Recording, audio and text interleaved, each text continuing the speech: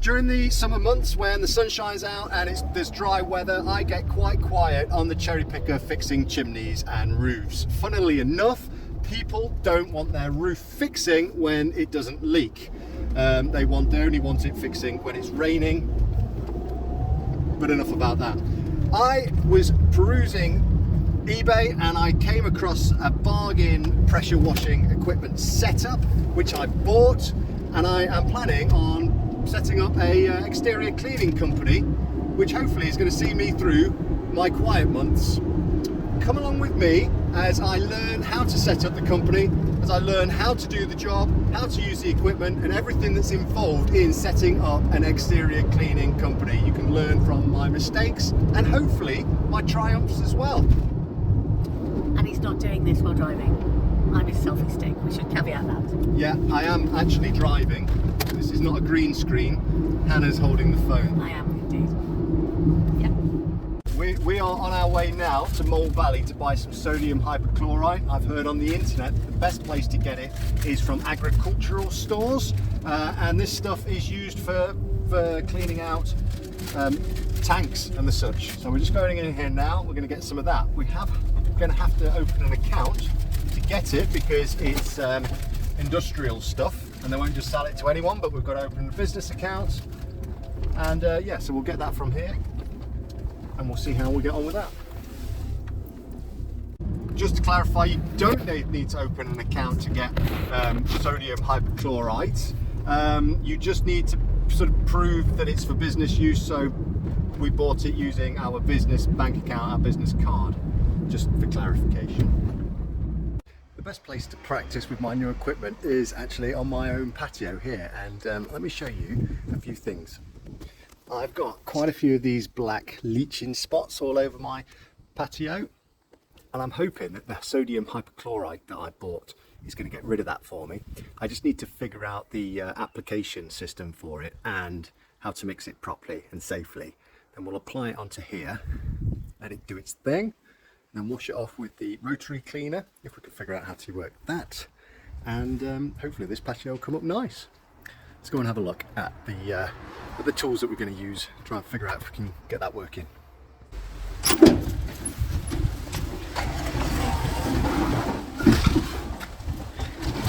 High tech. Right, let me show you what I bought. I got this £500 from eBay. I wasn't quite ready to buy, but when I saw this as a buy it now for 500 quid, I just had to hit buy because it was a bargain. And when you're looking and you come across these things, you get the opportunity, sometimes you just got to do it. So I've got the JCB pressure washer, which I've seen reviewed on YouTube by Partridge Cleaning, and that was £1,000 brand new a year ago. Got a nice, good old dog dustpan brush. The Walt toolbox, which is full of different bits, including a quick release valve, which is handy, and a load of PPE, again, useful stuff. High pressure hose, I think I've got 30 metres in total. I have got a sludge sucker, which I need to figure out how to use, but time, I've got plenty of time for that. 2 lancers, both with quick release ends, one with a kink in the end, I think handy for spraying paving, the other good for washing down, I believe. In here I have got a hose, and I have this, which is, I believe, my chemical applicator. We'll figure this out later. And if you look over here, I was also given a load of this thick hose, which is probably, I think, too thick for what I need. I don't know why I got that. But also this other thick hose, which is pretty good. That's going to come in handy, I'm sure. This is my buffer tank. Inside he's got he's pre-made a self-stopping mechanism, which is handy. Some mixing equipment. He also gave me, this is decking cleaning solution. I'm going to test that out hopefully on my father-in-law's decking, and we'll figure out how to work that. And then he's also got this Pure Surf Boost, which I believe you add to your bleach, which helps it foam and stays on the surface.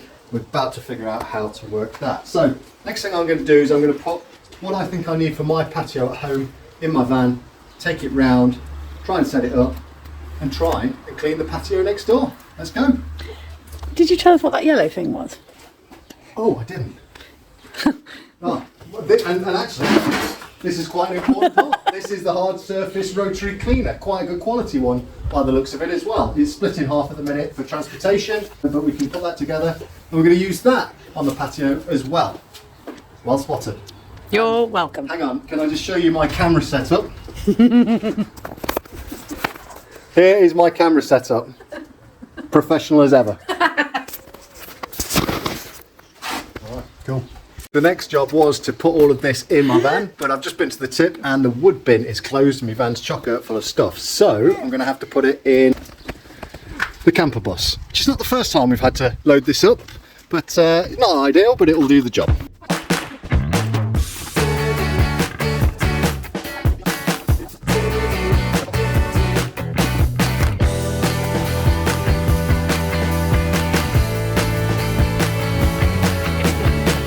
Yeah, she only just about made it.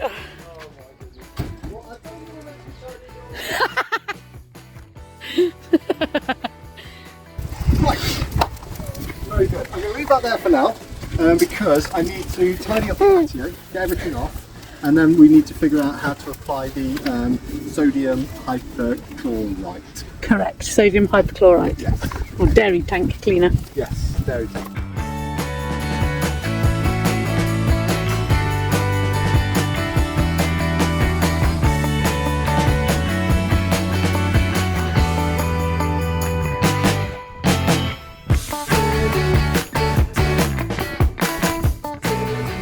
Patio cleared. Let's go and try and work out the mixing for this sodium hypochlorite. Earlier today I bought this 25 litre drum of Evans hypochlorite from Mole Valley for £27 plus VAT. I believe, according to the instructions on the back, I need to be mixing this at a 4:1 ratio, so 4 parts water, 1 part this, and then I'm going to put this Pure Surf Boost in it to help it foam up and down the surface, and I need to put 2% of this stuff to whatever this is. So I'm going to have to work out how much I'm going to use, maybe a bucket, and do the maths. I've got a 12 litre bucket here, so at a 4:1 ratio, if I put 9.5 litres of water in here and 2.5 litres of this in the bucket, that should be the right mixing ratio.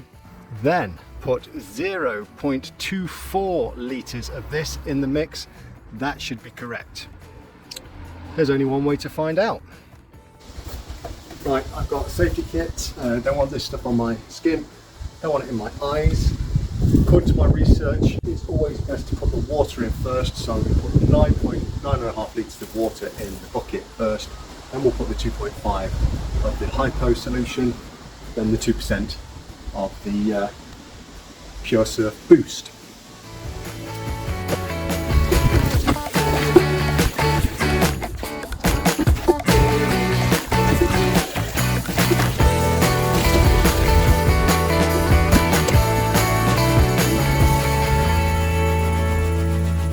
I'm running out of room in my bucket, so I'm going to mix that a bit weaker at, well, I'll put 2 litres in instead.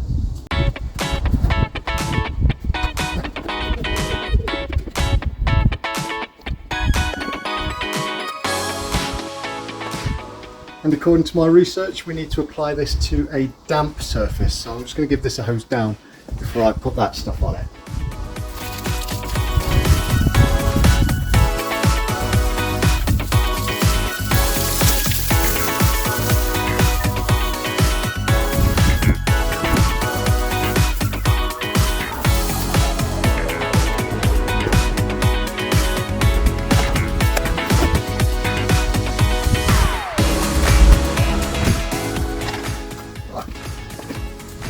I believe this works. This pipe goes onto your feeder tank, tucks in there, and clicks into your pump here. So this one's your inlet, and this one will be your outlet, which is this.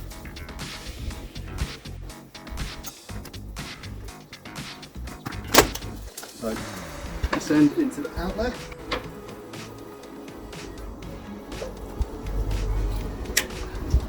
Click into position. Need to put some fuel in this.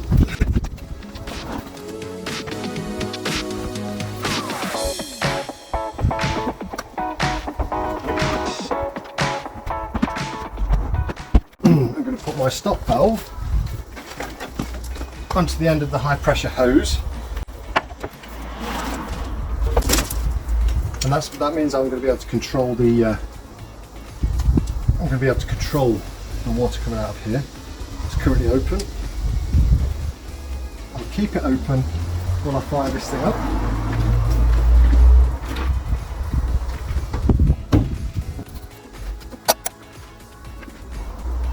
Fuel on, choke to cold start, turn it on.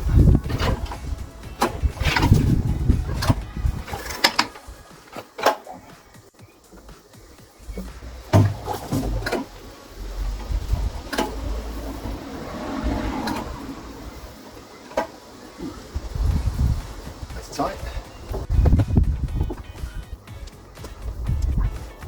That's on.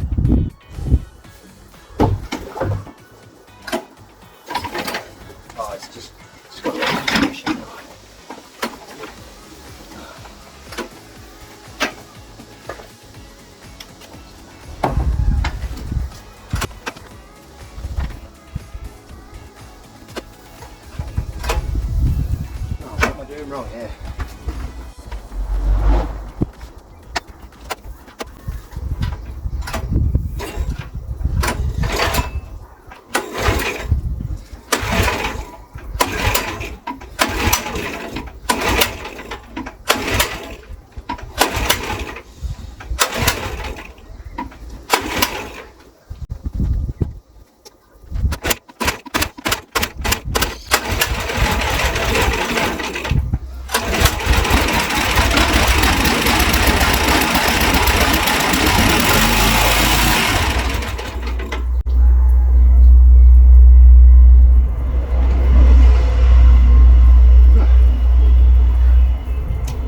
Smoking.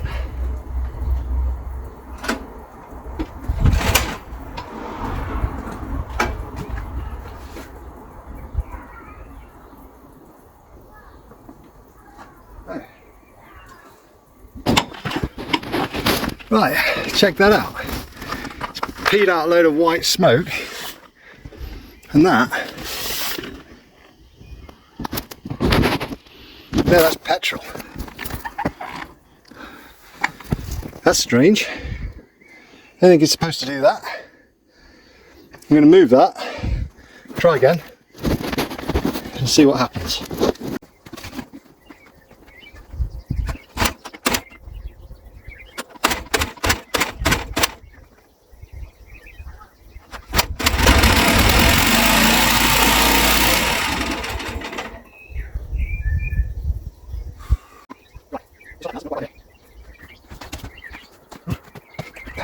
That could be why you don't spend 500 quid on stuff from eBay, maybe. That's not right. Alright, as a result of all that white smoke, we seem to have a lot of oily, dirty staining, and this now is covered in, I think that's either oil or petrol. It's not right, whatever it is, and yeah, it's not good, whatever it is. Nothing is ever easy, is it? But these things are sent to triers. Oh well. But I do still have my solution mixed up, and I'm quite keen to get it on this patio to see if it works.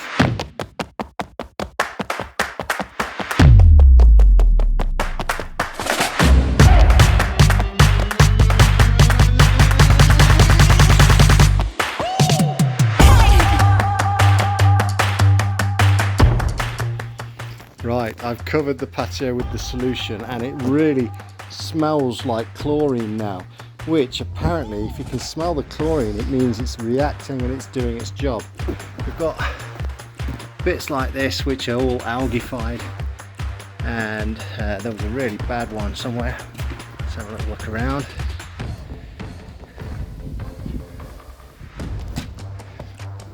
Really bad spots here and here and all over this paving.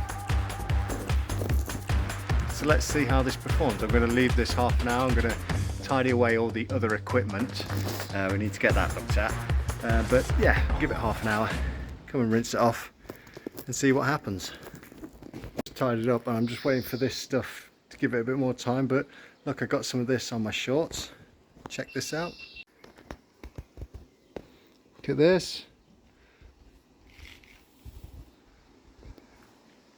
That's why you need safety clothing, I suppose. It's pretty potent stuff. It's been over half an hour on this patio, so now I'm going to give it a thorough rinsing down and see what the results are.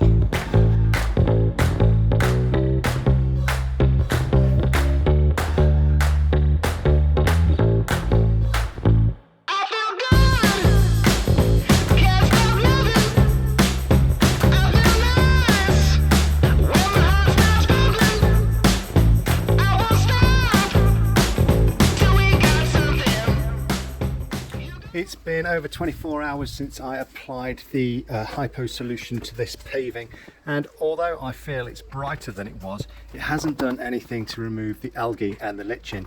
What it has done, it has highlighted some rust spots all over the paving, which I don't believe were here before, and now they are.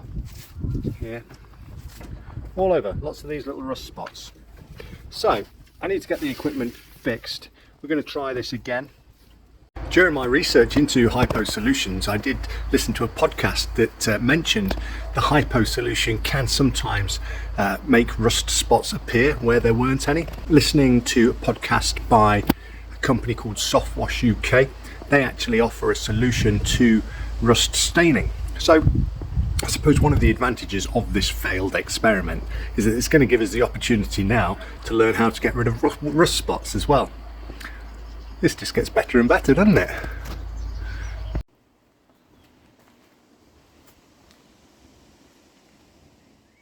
I'm sat here and I am editing this video as I film this little piece. I feel that we need a conclusion from this experiment. Granted, it wasn't 100% success, but it wasn't supposed to be. It's about learning and what can we take away from our failures.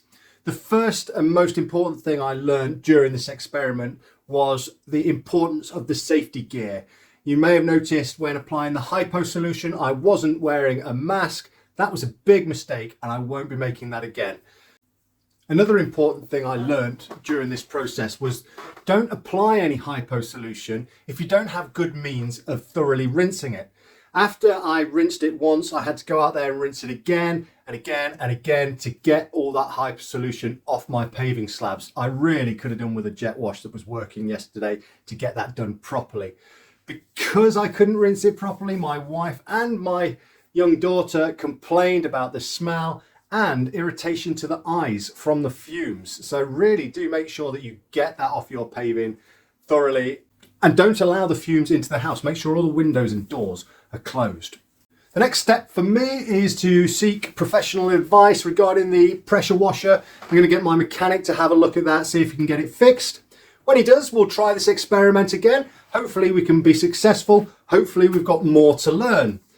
I hope you have enjoyed watching this video, and if you are a professional watching this, cringing at my mistakes, please leave some useful feedback. We're in it to learn, and I'm hoping that other people are watching these videos as well because they want to learn and we can get something out of them. What I have discovered since making YouTube videos is if you are open to constructive criticism and feedback, there is a hell of a lot to learn. So please feel free to leave your comments below. I hope you have enjoyed this video. If you have, please like, comment and subscribe, and I will release the next video as soon as the jet wash is fixed and we can retry this experiment. Thanks for watching.